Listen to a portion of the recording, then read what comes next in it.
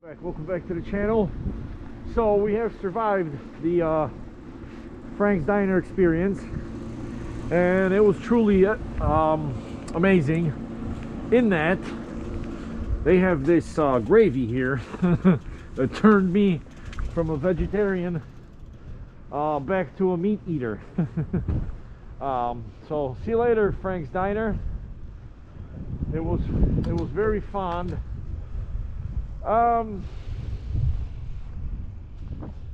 Yeah, guys, I ate quite a bit.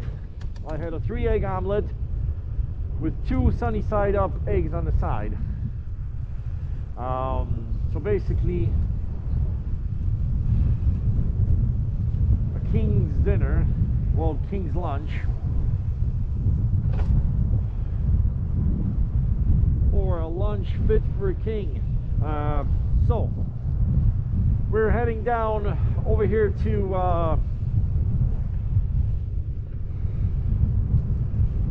this lovely little harbor. We're gonna take a little cruise, and I decided I am probably not going to wait for the 5:43 train, because if I do, it's gonna take forever. And I got a very early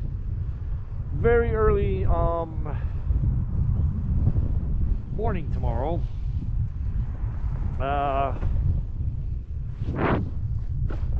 So I gotta be up at like 4 in the morning. So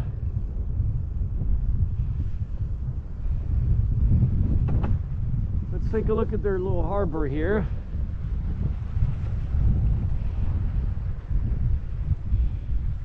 Hey there. Take a look at their little harbor here.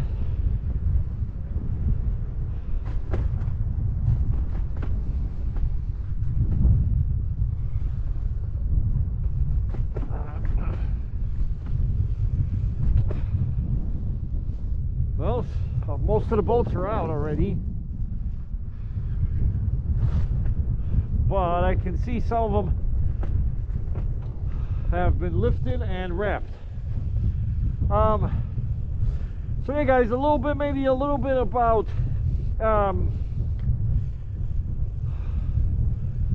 Kenosha.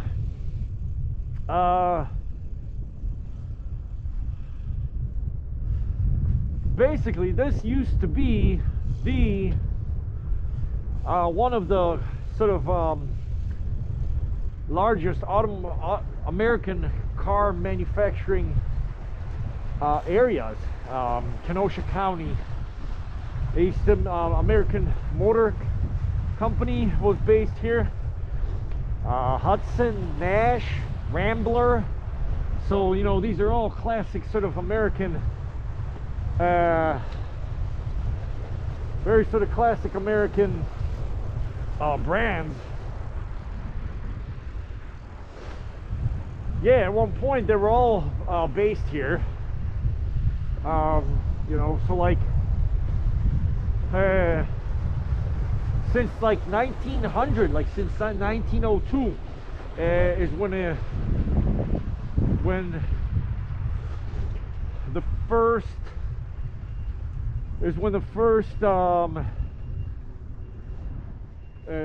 factories were set up here in this harbor right here. This used to be yeah, this used to be like a huge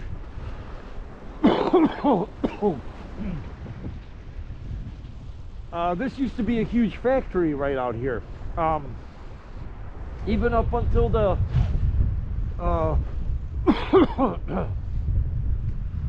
the late 80s. So we've got a little view of the shoreline here. Quite stunning.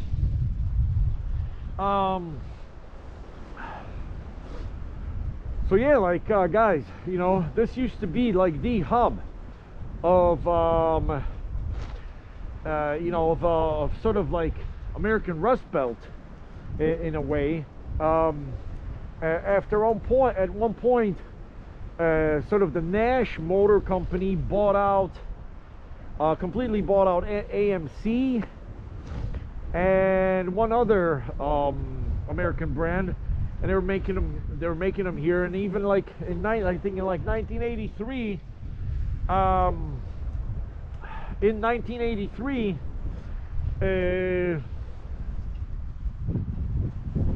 Renault and Oldsmobile partnered up, you know, to have this huge factory down here. And I'm kind of surprised that there is nothing, you know, there's not like an automobile museum, you know, to the effect showing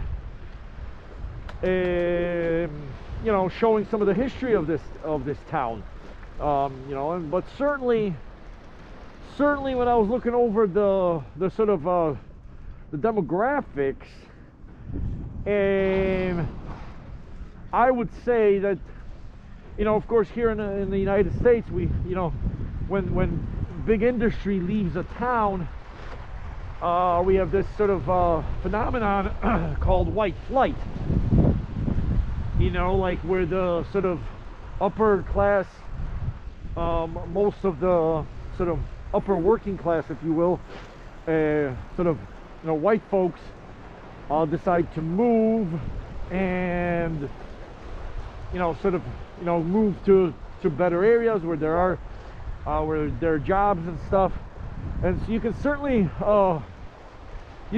gather that from the evidence of the U.S. Bureau of the Census. In 2000, when they did it in year 2000, Kenosha was 83% white.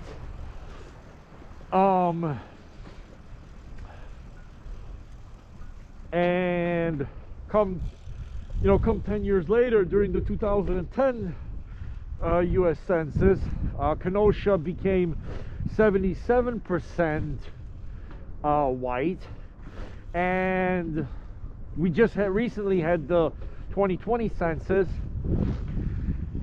which has now made Kenosha 67% white. You know, so there is an element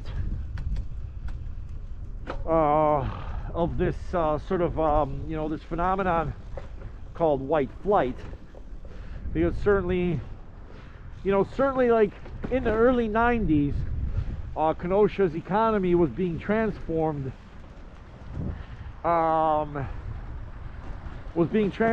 into a service-based economy, you know, from all the manufacturing. So, you know, so of course, yeah, a lot of people left this area. Jobs and stuff went scarce.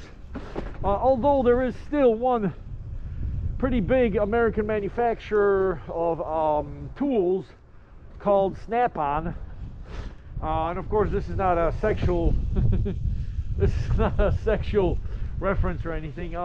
Actually, it's a pretty big company. I think it's like the largest employer in Kenosha County. They turn over a good $4.5 billion a year, so it's a pretty big tooling company.